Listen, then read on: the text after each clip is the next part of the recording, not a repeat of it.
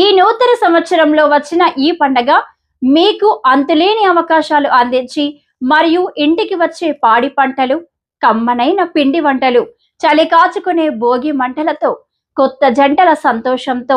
ఇల్లంతా పిల్ల పాపలతో, ఇంటింటా కొత్త కాంతులతో, పాలలో తెల్లదనంతో, చెరుకులోని తీయదనంతో, భోగ భాగ్యాలనిచ్చే భోగి మంటలలో కష్టాలు బాధలు పోవాలని పండుగ రోజు కొత్త వస్త్రాలతో కలకలలాడుతూ, కనుమ రోజు కమ్మనైన వంటలతో జరుపుకోవాలని రెండు తెలుగు రాష్ట్ర ప్రజలందరికీ భోగి, మకర సంక్రాంతి, కనుమ పండుగ శుభాకాంక్షలు.